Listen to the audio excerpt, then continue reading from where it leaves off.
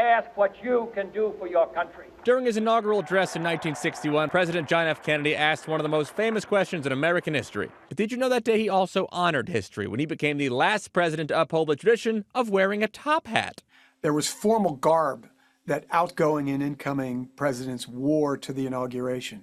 I spoke with ABC News presidential historian Mark Updegrove about memorable inaugurations in history. For example, there was the longest speech ever in 1841 by William Henry Harrison. It lasted almost 2 hours and was famously thought to have led to his death a month later from pneumonia until now. There's now evidence that he might have died from typhoid fever. I, Jimmy Carter, do solemnly swear. In 1977, if you caught that there, President Jimmy Carter became the first to keep his nickname when he swore in, Jimmy. And then he maintained more of that famous down-to-earth personality when he created the tradition of walking down Pennsylvania Avenue toward the White House. My love has come along.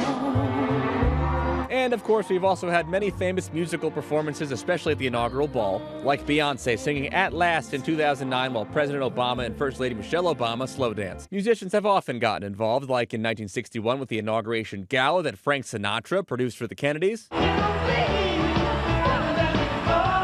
And maybe you remember this in 1993, Michael Jackson and Fleetwood Mac teaming up to sing Bill Clinton's campaign song, Fleetwood Mac's Don't Stop. And speaking of President Clinton, you will be our president when you read this note. I wish you well. When he took office in 1993, Clinton received this handwritten letter from his predecessor and the man he defeated in the election, President George H.W. Bush. In 2018, he actually spoke with Updegrove about how much this meant to him. It was profoundly moving to me personally. That tradition actually started with President Reagan when he left a letter for President Bush, who was his vice president. So then for H.W. to do the same for the man who he lost to, clearly a very powerful gesture, guys.